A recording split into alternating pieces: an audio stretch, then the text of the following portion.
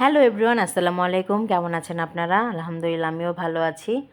আজকে আমি এখানে চিংড়ি মাছের মালাইকারি করব। চিংড়ি মাছ নিয়ে নিয়েছি কিছু, তো এখানে ছিলে নিয়েছি, চামড়াগুলো ফেলে দিয়েছি। চামড়াগুলো ফেললে চিংড়ি মাছগুলো কেমন জানি ছোট হয়ে যায়। আর এখানে গুলশা মাছ নিয়েছি, গুলশা মাছও ভুনা করব। এখানে হলুদ মরিচ দিয়ে ভালো করে মাখিয়ে নিব। মানে চিংড়ি মাছের চামড়া ছিলে ছোট হয়ে যায়, আর আগুনে দিলে আরও ছোট হয়ে যায়। এই যে দেখতেই পাচ্ছেন, আমি এগুলো ভেজে নিয়েছি ইপাট উপাট করে। এখন আমি এখানে আপনার পেঁয়াজের পেস্ট আছে আর আপনার নারকেলের দুধ, এগুলোই মেন উপকরণ। নারকেলের দুধটা অবশ্যই লাগবে। এখানে আমি তেল দিয়ে দিলাম। এখন আমি এখানে এলাচ, দারচিনি, তেজপাতা এগুলো দিয়ে নিয়েছি। একটু ভাজা ভাজা হয়ে গেলে আমি এখন পেঁয়াজের পেস্টটা দিয়ে দিব। তো পেঁয়াজের পেস্ট একটু একটু কষানো হচ্ছে।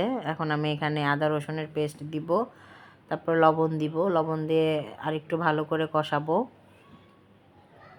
এটা আমার কাছে অনেক মজা লাগে, আমার অনেক পছন্দের আপনার চিংড়ি মাছের মালাইকারি। আপনারা অবশ্যই ট্রাই করে দেখবেন, আপনাদের অনেক ভালো লাগবে যারা এখনও ট্রাই করেননি। খুবই ইজি। অনেকে ভাবে যে চিংড়ি মাছের মালাইকারি হয়তো অনেক কঠিন। না, কঠিন না, একদমই ইজি। আপনারা ট্রাই করবেন। এখানে হলুদ গুঁড়ো, মরিচ গুঁড়ো, ধনিয়া গুঁড়ো, জিরা গুঁড়ো সব একসাথে দিয়ে ভালো করে একটু কষিয়ে নিব। আমার চ্যানেলটা ভালো লাগলে অবশ্যই লাইক, শেয়ার, কমেন্ট, সাবস্ক্রাইব করবেন, পাশে থাকবেন।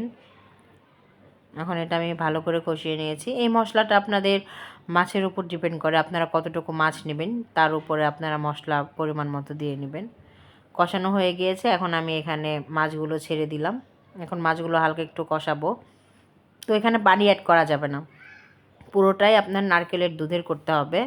তো এই যে আমার কষানো হয়ে গিয়েছে, এখন আমি অল্প একটু দুধ দিয়ে এটাকে আমি আর একটু কষিয়ে নিব। আপনার পুরোটাই আপনার দুধের হবে, নারকেলের দুধ। এক্সট্রা পানি অ্যাড করবেন না, তাহলে এতে নষ্ট হয়ে যাবে। এই তো আমার কষানো হয়ে গিয়েছে। এখন আমি এখানে দুধ দিয়ে দিলাম।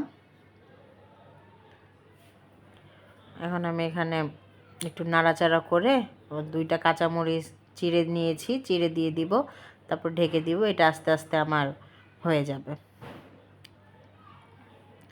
কাঁচামরিচ ফ্লেভারটা লাস্টে দিলে ফ্লেভারটা আসে, ভাল লাগে। এখানে আমি কড়াইতে পেঁয়াজ দিয়ে দিলাম। এই গুলশা মাছটা রেহান আমার বাবার অনেক পছন্দ, আমারও তো গুলশা মাছ ভালো লাগে না। এখানে কাঁচামরিচ, আদা রসুনের পেস্ট দিয়ে দিয়েছি। অল্প করে ভুনা করব,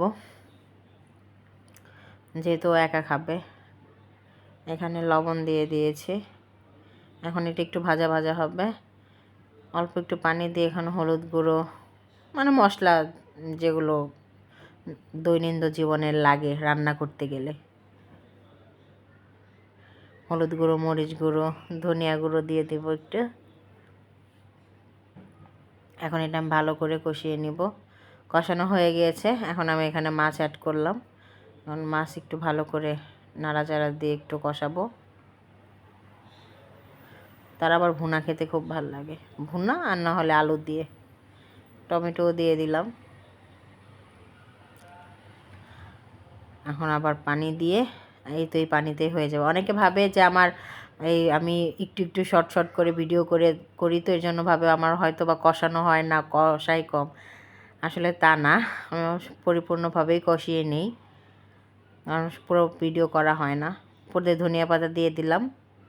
এই তো আমার মাছ হয়ে গিয়েছে, ভুনা হয়ে গিয়েছে। এখন আমার এটা এই যে বলক এসে গিয়েছে, চিংড়ি মাছের মালাইকারিটা শেষের পর্যায়ে। এই যে ঘন হয়ে গেছে গ্রেভিটা। এই যে গ্রেভিটা ঘন না হলে ভাল লাগে না। আপনারা ট্রাই করবেন পেঁয়াজের পেস্টটা বেশি দিতে, যাতে গ্রেভিটা ঘন হয়। এই যে খেতে অসাধারণ হয়েছিল, অসাধারণ। এই যে মাছ আর ডাল, এই তো আজকের রান্না।